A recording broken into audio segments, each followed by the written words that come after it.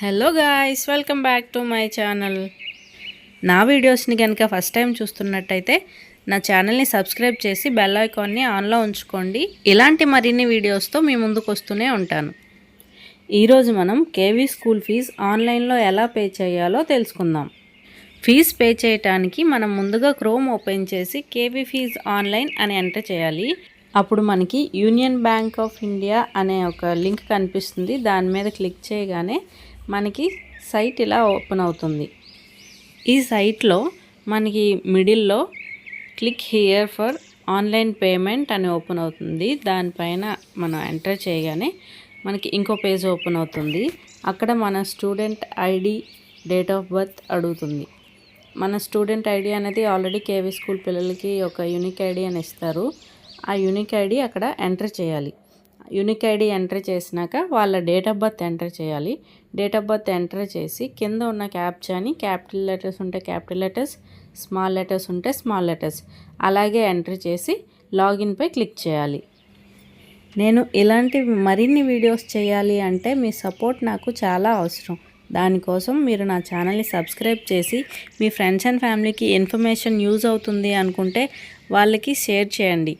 మీరు చూసే ప్రతి వీడియోకి ఒక చిన్న లైక్ చేయండి. ఇంకా ఏమైనా మీ సలహాలు, సూచనలు ఉంటే నాకు కామెంట్ రూపంలో తెలియచేయండి. మనం లాగిన్పై క్లిక్ చేయగానే మనకి నెక్స్ట్ పేజ్ అనేది ఇలా ఓపెన్ అవుతుంది. ఇక్కడ మన డీటెయిల్స్ అన్నీ చూపిస్తుంది. ఆ డీటెయిల్స్ అన్నీ ఒకసారి చెక్ చేసుకోవాలి.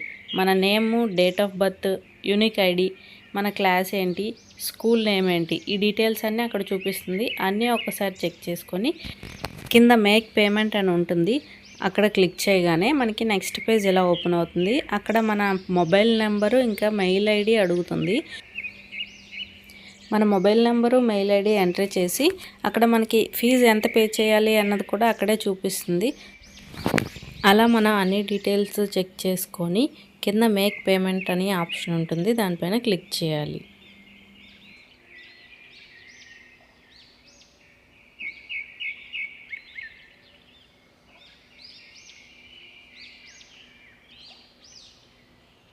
మనం మేక్ పేమెంట్పై క్లిక్ చేయగానే మనకి పేమెంట్ గేట్వే అనేది ఓపెన్ అవుతుంది. ఇక్కడ మనం ఏదో ఒక పేమెంట్ మనం ఎలా పే చేయాలి అనుకుంటే నెట్ బ్యాంకింగ్ అయితే నెట్ బ్యాంకింగ్, డెబిట్ కార్డ్ అయితే డెబిట్ కార్డు, క్యూఆర్ అయితే క్యూఆర్, యూపీఐ అయితే యూపీఐ ఏదో ఒక ఆప్షన్ సెలెక్ట్ చేసుకొని మన అమౌంట్ని అయితే పే చేయాలి. ఇప్పుడైతే నేను డెబిట్ కార్డ్ ఆప్షన్ సెలెక్ట్ చేసుకుంటున్నాను.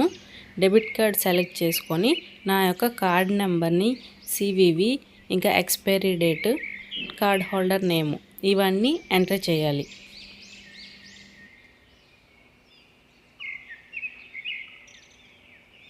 డీటెయిల్స్ అన్నీ ఎంటర్ చేసిన తర్వాత మేక్ పేమెంట్పై క్లిక్ చేయాలి.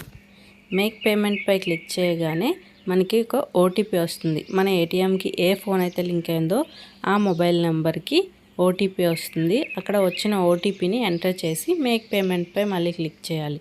క్లిక్ చేయగానే మనకి ఇక్కడ రిసిప్ట్ చూపిస్తుంది.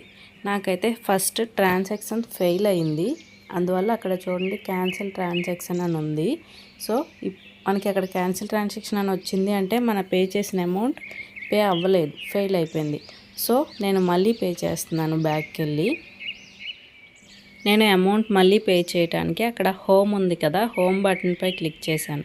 హోమ్ బటన్పై క్లిక్ చేయగానే మన స్టూడెంట్ డీటెయిల్స్ దగ్గరికి వెళ్తుంది. అక్కడ మనం చెక్ చేసుకొని మళ్ళీ mobile number, mail ID enter చేసి మేక్ పేమెంట్ని క్లిక్ చేయాలి. మళ్ళీ నేను డెబిట్ కార్డ్ సెలెక్ట్ చేస్తున్నాను. డెబిట్ కార్డ్ సెలెక్ట్ చేసి నా కార్డ్ నెంబర్ అన్నీ ఎంటర్ చేసి మేక్ పేమెంట్ క్లిక్ చేయగానే మళ్ళీ నాకు ఓటీపీ వచ్చింది. ఓటీపీ ఎంటర్ చేశాను. ఓటీపీ ఎంటర్ చేసి మేక్ పేమెంట్ కొట్టగానే నాకు మళ్ళీ అక్కడ రిసిప్ట్ ఓపెన్ అయింది. ఇప్పుడు ఇక్కడ ట్రాన్సాక్షన్ సక్సెస్ఫుల్ అని వచ్చింది చూసారా, అంటే మనం పే చేసిన అమౌంట్ సక్సెస్ అయింది. సో ఇప్పుడు ప్రింట్ అని ఉంది కదా, ప్రింట్ పైన క్లిక్ చేస్తే మనకి పీడిఎఫ్ డౌన్లోడ్ అవుతుంది. నేను ఈ సెకండ్ టైం ట్రాన్సాక్షన్ చేసింది కట్ చేసి డైరెక్ట్గా ట్రాన్సాక్షన్ అయిపోయింది అని చూపించవచ్చు. ఒక్కోసారి అలా ఏమైనా ట్రాన్సాక్షన్ ఫెయిల్ అయితే కంగారు పడతారు, లేదా చూసుకోకుండా అక్కడ ప్రింట్ అని వచ్చేసింది కదా అయిపోయింది అని వదిలేస్తారు. సో అందుకోసమే నేను మళ్ళీ ఇది ఫెయిల్ అయింది కూడా చూపించాను. నా వీడియో కనుక నచ్చినట్టయితే నా ఛానల్ని సబ్స్క్రైబ్ చేసి నా వీడియోకి ఒక లైక్ చేసి ఈ ఇన్ఫర్మేషన్ మీ ఫ్రెండ్స్ అండ్ ఫ్యామిలీకి షేర్ చేయండి. ఈ వీడియో మీకు ఎలా అనిపించిందో కామెంట్ చేయండి. నా ఎక్స్ప్లెనేషన్ ఎలా ఉందో చూసి అర్థం కాకపోతే కామెంట్ చేయండి. ఇంకొంచెం బెటర్గా చేయడానికి ట్రై చేస్తాను. ఇక సెలవు తీసుకుంటున్నాను. Thank you so much.